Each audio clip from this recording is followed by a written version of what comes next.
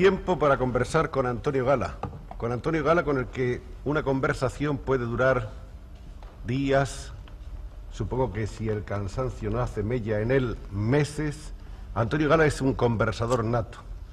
Como hombre, por otra parte, muy inteligente, muy ingenioso, con una historia importante que contar, pienso que hay muchas cosas en las que tratar de profundizar hoy, si es que Antonio se presta a que penetremos un poco en su intimidad, en su interioridad. Con absoluta indefensión. Gracias, Antonio. Antonio Gala viene al mundo justamente cuando España está empezando su guerra civil en octubre de 1936. ¿De alguna manera los acontecimientos vividos en esos primeros años marcan la vida de Antonio Gala? Pues yo creo que no. No, porque en definitiva la infancia de un ser humano suele ser muy precavida por los que están alrededor. Entonces lo que sospecho es que sí oí los ruidos de la guerra. Yo pasaba por allí y había guerra. Entonces es natural que escuchara los ecos, pero no recuerdo de una manera muy clara el contacto como podría recordarlo si hubiera sido mayor. Sí recuerdo un poco más los años de posguerra, esos que se llamaron los años del hambre, los años del boniato y del pan negro. Y lo recuerdo precisamente porque en casa había un personaje muy famoso, el ama, que no se sabe si se llamaba ama porque se llamaba Amalia, o porque era el ama de la casa, o porque era mi ama de cría. Y la pobre lo pasaba muy mal, porque lo que a mí me gustaba comer era precisamente lo que veía comer a los demás niños, que eran los boniatos, mientras ella hacía largas colas para ahorrarme tener que comer boniatos. Y lo pasaba muy mal cuando, montándome en un coche de caballos, en Málaga, por ejemplo, yo me dedicaba a robarle las algarrobas que llevaba en un saquito el cochero del coche de caballos, y naturalmente el cochero me acusaba de ladrón de algarrobas. Entonces esos años de posguerra sí los recuerdo un poco, pero no los de la guerra. Volvamos a la infancia. ¿Cómo era la casa de Antonio Gala, la casa de los padres de Antonio? Pues una casa grande, imposible de calentar. En Córdoba hace calor, pero en invierno la gente suele ponerse el abrigo al entrar en la casa. Está en la calle sin abrigo, pero al entrar lo coge del perchero y se lo pone, porque hace mucho más frío dentro que fuera. Son altos techos, grandes habitaciones, patios de mármol, surtidor. Entonces es una cosa terrible. Esa casa era especialmente fría, pero al mismo tiempo, claro, era la casa de mi infancia y me hubiera parecido grande aunque hubiera sido mucho más pequeña, porque el pequeño era yo. ¿Antonio estaba más cerca de papá que de mamá o viceversa? Pues en principio quizá el chico esté más cerca de mamá, como tú dices, y eche más de menos a papá. Pero luego, pasando el tiempo, quizá yo haya estado siempre un poco más cerca de mi padre. Sucede conmigo un caso especial, y es que el eslogan de mi vida familiar, de mi vida religiosa y de cualquier tipo de vida, de la política también, es un eslogan que podría tener una marca de naranjada. El eslogan es del naranjal a los labios. Yo detesto a los intermediarios y me gusta ir derecho a la cabeza y entenderme mejor con los de arriba que con los que están en los peldaños intermedios. Entonces, probablemente yo deseaba tener un contacto permanente con mi padre, que era más difícil, mientras que el papel de mi madre era el de omnipotencia suplicante en algún caso o el de testigo de cargo en el peor de los casos. Entonces, creo que estaba más cerca de mi padre. En definitiva, diríamos que había también una predilección a la recíproca. Aparentemente no. Aparentemente mi padre era exigente con todos los hermanos, porque tenía una especie de orgullo trasladado a sus hijos. Era un hombre que quizá el único error que cometió, es una de las personas más inteligentes, y lo puedo decir objetivamente, que he conocido, y quizá el único error que cometió fuese querer realizarse él, completarse él en sus hijos, cosa muy peligrosa para los padres y que yo no aconsejo en absoluto. El padre tiene su propia vida, la da a sus hijos, y la vida de sus hijos, no por habérsela dado, debe írsela quitando poco a poco. Entonces mi padre tenía un enorme orgullo de nosotros y teníamos que ser los primeros en todo. Esto era hasta cierto punto no doloroso, porque el dolor que podía producirnos a nosotros el hecho de perder los primeros puestos en el colegio era el dolor que le podía producir a mi padre, pero no de otra manera. Entonces, mi padre era recto, pero no rígido. Era exigente, pero sobre todo paternal. Era una persona que supongo yo que en el carnet de identidad suyo debía haber puesto como profesión, en vez de médico, padre. Y solo a la larga, muy a la larga, se descubrió, cuando apenas ya había remedio, que en efecto existía una correspondencia de predilección de mi padre por mí frente a mis otros hermanos. Hubo, a lo que parece, por esta confesión, una devoción profunda de Antonio Gala por su padre. Muy grande, sí. Una devoción quizá más grande incluso de lo que el niño en ese momento pensaba que te sentía. Probablemente porque cuando se es niño se tiene una necesidad de ídolos, y se tiene una necesidad de ídolos que no tengan los pies de barro, porque no hay nada que el niño perciba tanto como la injusticia y como ese barro en el que se sustentan los falsos ídolos. Mi padre no me defraudó nunca, y puedo seguir diciendo que de alguna forma, esté donde esté ahora, por supuesto no está ya en esta vida, me siento unido a él, me siento hijo suyo. Hay una cosa que llama la atención en las notas biográficas de Antonio Gala, y es el hecho de que haya estudiado 3 carreras. ¿Por qué? ¿Para qué? Nunca lo he sabido, pero las estudiaba con una cierta facilidad, y supongo que porque me aprendía la letra pequeña y entonces los catedráticos daban por supuesto que me sabía la letra grande. Hice Derecho, hice Filosofía y Letras, hice Ciencias Políticas y Económicas casi de una manera simultánea, y acabé los doctorados muy joven, y no sabía exactamente para qué las estudiaba.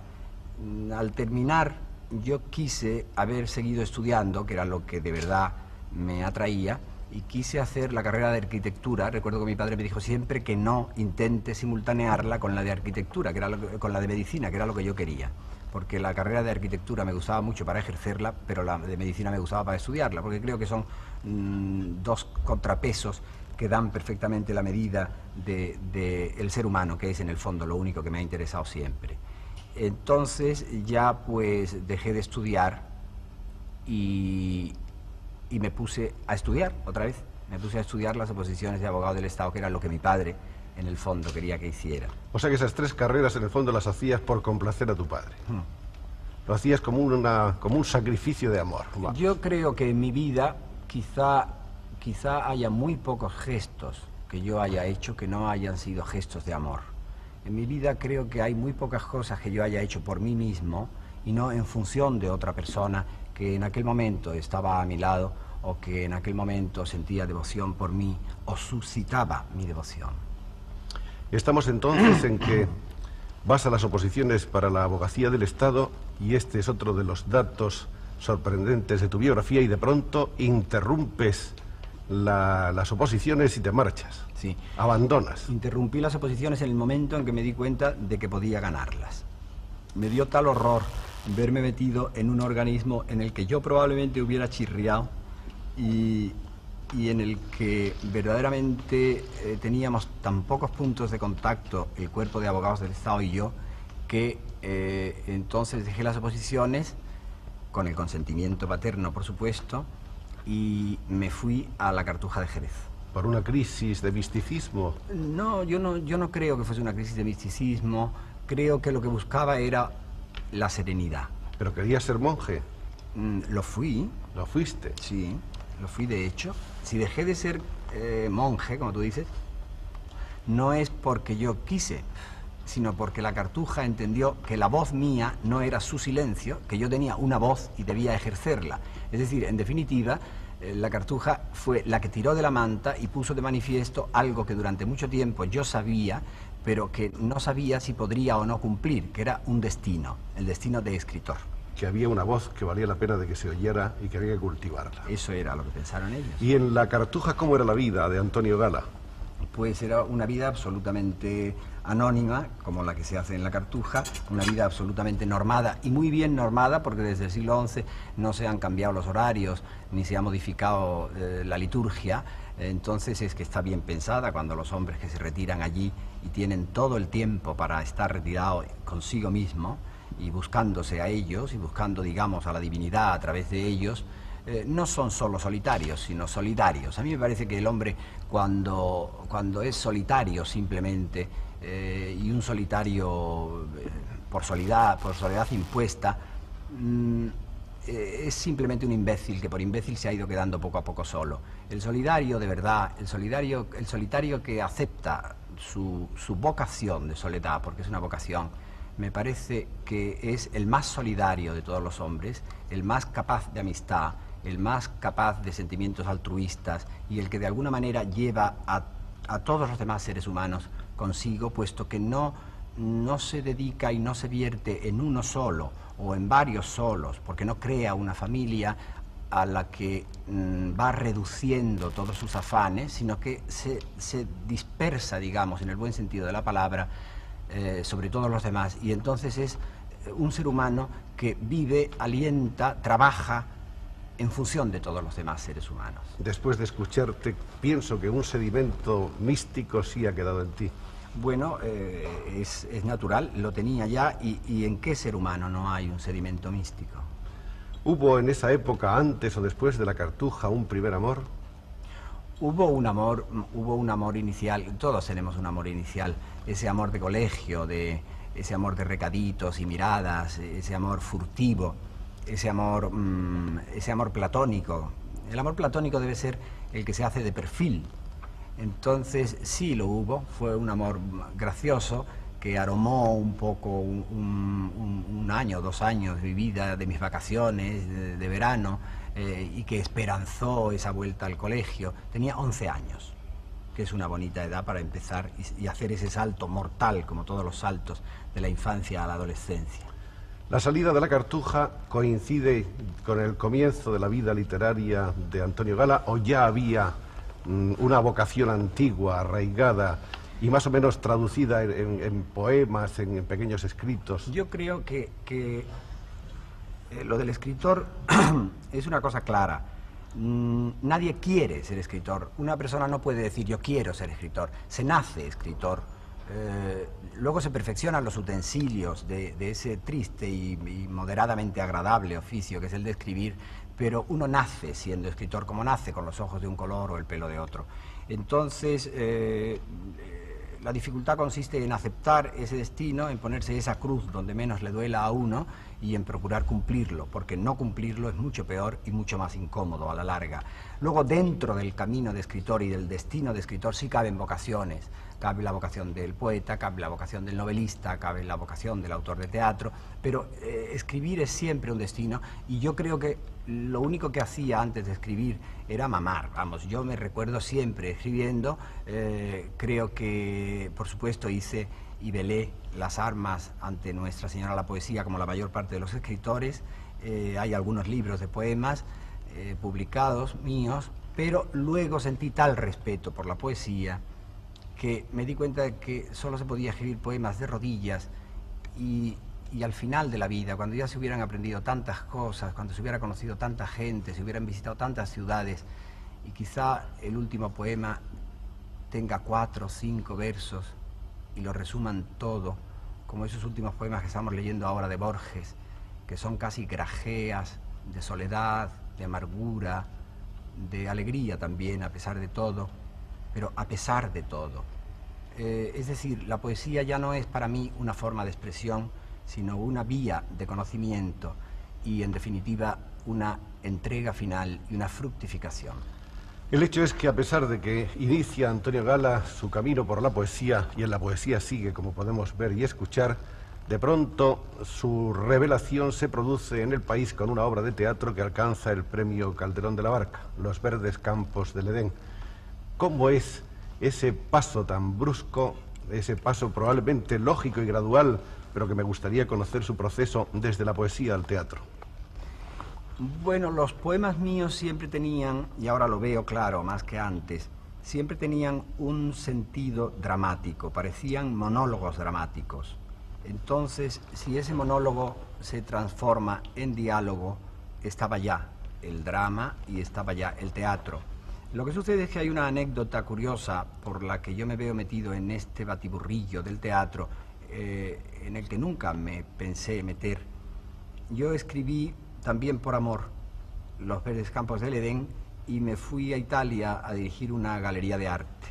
Entonces, con el ejemplar de Los Verdes Campos del Edén se quedaron unos amigos míos que entonces eran novios y ahora están casados, y falsificando mi firma presentaron el autógrafo al premio Calderón de la Barca, que era para autores no estrenados y que llevaba muchos años sin darse, hasta el punto de que Fraga, después de dármelo a mí, dijo, bueno, si este premio lleva 22 años y no ha salido ningún autor nuevo, lo mejor, ya que ha salido uno, es no esperar otros 22 años y suprimir el premio, y lo suprimió. Entonces premiaron la obra y yo me enteré de que me habían premiado una comedia que yo no había presentado a ningún concurso porque no acostumbro a concurrir, soy como esa casa de vinos que no tiene costumbre de acudir a competencias. Que no participa. Participa. Entonces, en mi situación se produjo una situación equivocada, porque normalmente los autores españoles pasan un largo calvario antes de llegar a su primer estreno. El calvario mío fue después de llegar al primer estreno, porque al primero llegué sin ningún esfuerzo, no hubo ningún vía crucis, es decir, mi vía crucis fue de retroceso. Pero tampoco hubo vía crucis. Quiere decirse que la aparición de Antonio Gala fue saludada con gran estrépito, con gran alborozo. Hubo un crítico, Enrique Llobet, que se mostró generosísimo con Antonio Gala, aunque quizá más tarde, no sabemos por qué razones, tratara de hacer lo contrario con otra obra del mismo autor. Sí, yo me acuerdo que dije entonces, Llobet me lo dio, Llobet me lo quitó, bendito sea la voluntad de Llobet. Muy de Gala. Lo cierto es que esa aparición fue muy brillante. Alejandro Casona dijo también cosas muy amables acerca de la promesa, de la joven promesa del teatro renovador español que traía Gala. Era un teatro que estaba un poco al margen del teatro al uso en ese momento en el país. Y yo pienso que aunque en las obras siguientes no fue tanto el éxito, sin embargo, Gala tuvo siempre un mismo margen de crédito y sobre todo lo tuvo en los empresarios, que parece que han creído siempre en Gala. Yo quisiera saber por qué apostaron siempre los industriales del teatro por Antonio Gala. Bueno, eso no lo sé. Ahora sí podría decirlo, pero entonces no lo sé, porque realmente no era un autor como, digamos, muy comercial. En ese momento, por razones que tampoco sé, el público se ha ido acostumbrando al autor, porque es curioso, a veces se piensa que el autor ha ido evolucionando y acercándose a su público, y no es así, es el público el que se va acostumbrando a unas maneras de decir, a unos procedimientos, a unas técnicas que conoce. Eso es como en el amor, yo creo que hay una elección recíproca. Sí, hay una especie de ósmosis extraña. Exacto. Entre el autor y su público, porque se puede hablar de su público. Entonces ahora sí creo que los empresarios se apuntan, prácticamente tengo un solo productor, pero no porque haya firmado una exclusiva, sino porque produce bien las comedias. Pero entonces realmente el calvario sí existió, porque el teatro español, que me había recibido con palmas y ramos, luego fue muy difícil. La segunda comedia se estrenó con muchísimos cortes de censura, con 80 y tantos, y además después de estrenada a los 15 días se retiró de cartel por imperativo categórico. Y la tercera comedia quizá tenía, yo me había anticipado a los hechos, quizá las cicatrices de que se hablaba en ellas, me refiero a Noviembre y un poco de hierba. La segunda fue El sol en el hormiguero. En Noviembre y un poco de hierba yo hablaba de cicatrices que probablemente no estaban todavía cicatrizadas y todavía estaban dolientes, y se produjo un estremecimiento en el público, y fue una comedia que es sin duda alguna mi predilecta, porque la escribí dando un curso de conferencias en Norteamérica, y claro, me consolaba extraordinariamente escribir en castellano y recrear un lenguaje popular, que era lo que hice en Noviembre y un poco de hierba, y no tuvo prácticamente ningún éxito, a pesar de que ahora quiere reponerse y que es indudablemente la obra mía preferida, quizá porque los padres siempre prefieren a ese niño un poco mongólico y no lo ven tan mongólico como lo ven los demás, no lo sé. Total, que el calvario llega un momento en que se acaba, afortunadamente. Sí, y llega eso que se llama éxito, y que para mí pues no significa gran cosa. El éxito para mí siempre ha sido algo de quita y pon. Me parece que tanto el éxito como el fracaso dependen un poco de nosotros y de nuestro interior, que somos nosotros los que nos damos o nos quitamos el éxito Y el éxito en el fondo puede ser algo como una prenda externa que nos sienta más o menos bien, pero que son los otros los que ven que nos sienta más o menos bien y que a la hora del trabajo hay que quitársela porque se trabaja mejor sin chaqueta que con chaqueta. De modo que el éxito... ¿No te envanece? No, no me envanece y sobre todo yo ejerzo una profesión en que no caben las vanaglorias. El público puede producir una voltafache y ha habido recientes ejemplos de ello y volverme completamente la espalda. Es un oficio, el de escritor, primero un poco triste porque el escritor no participa de la vida, el escritor la cuenta. Al escritor se le obliga a cantar lo que apenas se sabe balbucir. Al escritor se le obliga a correr como un caballo en una carrera y a veces ese caballo está corriendo sin saber qué jinete lleva encima ni si lleva algún jinete. Es un poco marginado porque lo importante, participar en la vida, es meterse en la vida hasta los dientes, no contar la lucha que es la vida. Entonces, tener éxito en un oficio de testigo, que no otro es el de escritor, no es demasiado éxito. El escritor para mí de verdad no es nada más que un observador que tiene esponjas en los ojos, se carga de agua y se empapa y luego se exprime sobre el papel y nada más. Entonces escribir es llorar, como en Larra. Escribir es llorar y escribir es gozar, no siempre es llorar. Larra exageró y exageró hasta el final pegándose un tiro. Pero escribir es llorar con el llanto de los demás, no con el propio llanto, y reír y gozar, y procurar de alguna manera asimilar la vida, ya que la vida no está dentro del escritor, sino que él, por ser buen testigo y cuanto más objetivo se es mejor, se tiene que alejar un poco de la vida para tener perspectiva y contarla como es debido. Y como autor, aunque existe ya un público propicio al autor, es decir, su público, ¿no exige eso o no obliga eso al autor a tomar unas ciertas cautelas, a evolucionar, a mutilar un poco, a manipular un poco su idea original con objeto de acoplarse a los gustos expresados por ese público, por ese segmento de público? Bueno, el teatro es de todos los géneros literarios el más terrible, porque es como domar una quimera, es como ponerle vallas al campo. En teatro y mientras escribe, el autor siempre tiene que estar apeándose un poco, diciendo esto es demasiado bello, esto ha salido largo, esto no lo van a entender, habrá que repetirlo, aquí hay que meter una frase ingeniosa para retener la atención de los espectadores. El espectador español es terrible, cuando se le va la atención ya no lo recupera ni la paz ni la caridad. El espectador español, si no se le pasa, y bien lo sabía Lope de Vega, por delante en 2 horas desde el Génesis hasta el juicio final, acaba por quemar el teatro, padece la cólera del español sentado. Entonces no se puede decir que el espectador sea siempre un colaborador, a veces es un verdadero inquisidor. Entonces, en efecto, el teatro te hace tomar un ritmo, emplear, por ejemplo, como yo empleo el sentido del humor, no porque yo quiera hacer reír a los espectadores, prefiero y creo que es mejor que les haga reír su propio padre, que para eso están los padres, pero yo lo empleo como instrumento de trabajo, es decir, como una diagonal, como el camino más corto para llegar de este extremo al otro sin hacer un circunloquio y dar la vuelta, cosa que el espectador español no tolera. El espectador español entiende mucho mejor una frase ingeniosa, breve, rápida, concisa y significativa que un razonamiento.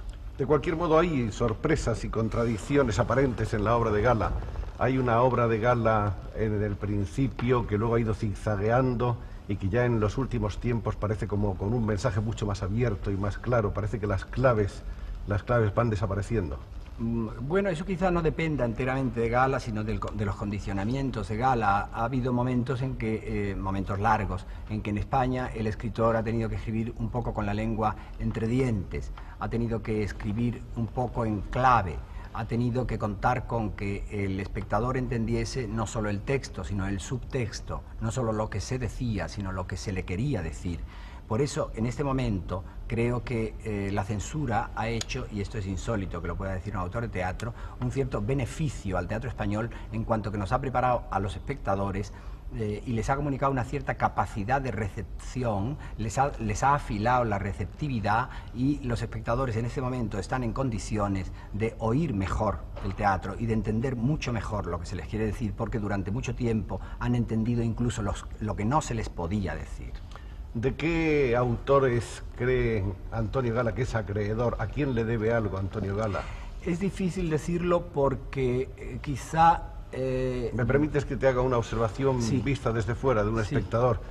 En el cariño por los pobres tipos, en el cuidado por las cosas históricas, en la sugestión un poco por los fenómenos del país, tratados como paralelamente desde otra altura, yo creo que hay una cierta deuda con Buero. ¿Estoy en ello o estoy equivocado? Deuda con Buero tenemos todos. Buero da una gran campanada en el 49, que es Historia de una escalera, pero hay más quizá. Sucede que la preparación mía no va encaminada, como he dicho antes, hacia el teatro. Yo no iba a ser un autor de teatro. Por otra parte, en España hay una especie de discriminación. Autor no se llama nada más que al del teatro, al autor de libros se le llama escritor. Y eso es culpa de la generación del 98, que toda ella quiso escribir teatro y casi toda la escribió regular, menos Valle Inclán.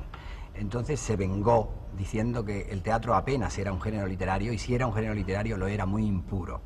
Pero creo que como mi formación no iba camino de autor dramático, yo tengo influencias de autores distintos, de creadores no teatrales. Quizá de los teatrales los que más influencia, digamos, esa influencia remota, casi visceral, no visible, que tiene un autor en otro, puedan ser Ibsen, O'Neill, Strindberg, pero quizá haya más influencia de otros autores no dramáticos, como un Rilke, como actitud vital de un Rilke o de un San Juan, o desde luego, si se trata de nuestros propios autores, de los autores españoles, no de los autores del Siglo de Oro, a los que verdaderamente no venero demasiado, sino de los anteriores, los entremesistas, el autor de la Celestina, la Celestina sobre todo, ahí hay una gran raíz, un gran antecedente. Los grandes predicadores del barroco,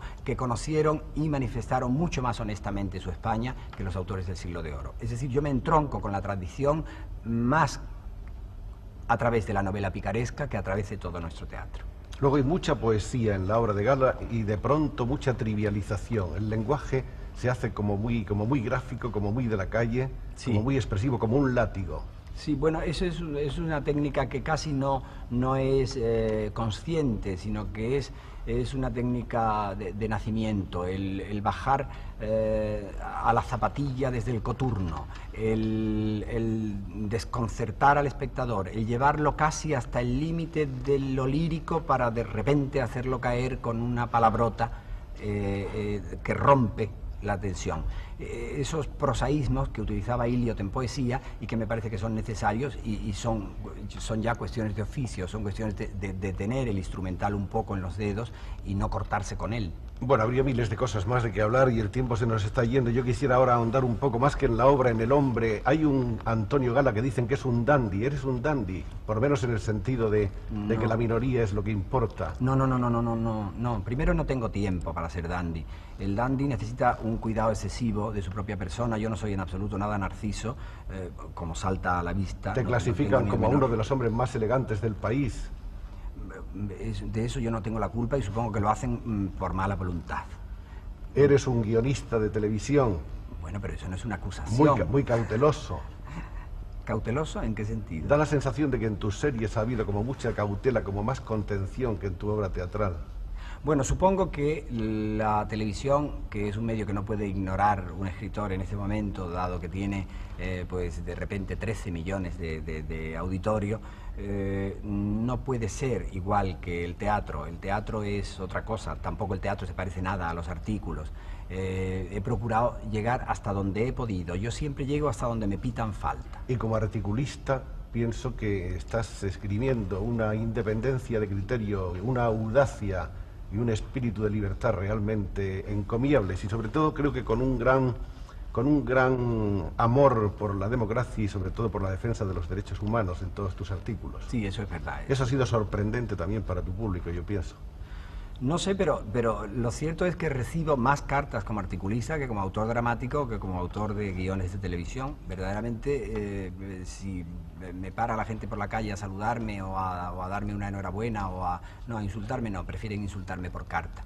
Pues es a través de los artículos, sí. El hombre de sociedad, también tienes una cierta fama de ser hombre del jet set, de andar siempre entre nobles y entre gentes muy importantes. Eso es una cosa que la gente importante siempre quiere, es un poco coleccionista de leones, pero eso no tiene ninguna importancia y supongo que se ha exagerado mucho más. Aparezco tan poco en público que siempre la gente, cuando no estoy en público, pregunta ¿dónde estará este metido? Y siempre suponen que estoy en casa de alguna marquesa, eso es todo. Otra de las cosas de Antonio Gala es hasta qué punto este abandono indumentario está calculado o es espontáneo. Quiero decir, a ti casi nunca se te ve con una corbata, raramente con una chaqueta. ¿Es por comodidad? No, es que de verdad todo lo que sea superfluo me parece que no debe usarse. Casi todos los objetos que hay en mi casa tienen algo que cumplir, una función que usar, no puramente decorativa, no es una cerámica que está allí colgada, sino es una cerámica que sirve como ensaladera. Entonces la corbata, pues o uno se ahorca con ella o no la lleva. Por otra parte tiene muy mala suerte, me han regalado corbatas tan feas siempre, que durante mucho tiempo he llevado solo corbatas negras cuando llevaba corbatas. Entonces todo el mundo me preguntaba quién se me había muerto, entonces decidí ya no llevar nunca corbata o en las menores ocasiones posibles. ¿El bastón forma parte de tu estética? Forma parte de mi estática. Me he transformado ya en trípode, verdaderamente. Ya no soy un bípedo implume, como diría Platón, sino un trípode. Muy bien, y hay otra cosa más, que es la salud, la mala salud de hierro de Antonio Gala. Sí, es una mala salud espléndida, que por lo visto, según los médicos, me va a durar mucho tiempo y espero que sea así. Es decir, me he convertido en una especie de valetudinario, soy como un pensionista ya. ¿Te cuidas mucho? No me cuido demasiado porque trabajo mucho. Lo que sucede es que procuro trabajar en posturas cómodas y no venir mucho a televisión. Aquí tenemos un original de Antonio Gala. Este original nos da una idea de cómo trabaja. Tú no trabajas, creo, casi nunca sobre una mesa. No escribo sobre la mesa, escribo siempre sobre las rodillas. Sobre las rodillas y utilizando casi siempre esta apoyatura. Utilizo esa pequeña apoyatura. Soy muy roñoso, como se puede ver. No hay márgenes. No hay márgenes y apenas corrijo. Y además siempre empleo un papel que esté ya usado por la otra parte. No sé si es porque me da miedo a pensar que una memada que yo voy a escribir va a manchar un papel que está blanco y que era innecesario manchar. Curioso, sobre todo, no en la manera de escribir, sino curioso el hecho de que a Gala le guste escribir sobre papeles ya usados, sobre papeles que estén escritos por el otro lado. Sí. Lo cual puede ser también una manera de ahorrar. Supongo que es una cosa freudiana. Más que avariciosa, espero que sea freudiana. Y también un temor a la blancura total, a la virginidad total del papel, ¿no? Sobre todo es eso. Bien, Antonio Gala, el futuro del teatro de Antonio Gala, ¿cómo podemos decir que puede llegar a ser? No se sabe, eso no se sabe, porque me haces una pregunta que se la están haciendo casi todas las personas que gentilmente se preocupan de estudiar mi obra y que naturalmente yo sospecho que cuando me ven lo que desean es mi muerte, porque ya tienen su archivo perfectamente terminado y una obra mía que se saliese del tiesto podía echarles a perder el trabajo de mucho tiempo. Entonces el teatro mío no sé cómo se va a desenvolver, quizá tenga pronto, no tardando, un ligero parón de un par de años para escribir novela, que me atrae poderosísimamente y que necesito tiempo, sosiego y no este trasiego un poco inhumano que el teatro lleva y exige. Antonio Gala, una novela probablemente proyectada hace muchos años, antes de empezar la vida de dramaturgo. Una novela está esperándole, una novela que esperamos también todos los españoles. Muchas gracias, Antonio, ha sido muy interesante. Tendríamos necesidad de varios capítulos más porque la vida de Antonio es muy rica, es muy fértil su ingenio y es grande su experiencia. Gracias a ustedes también, amigos. Muchas gracias.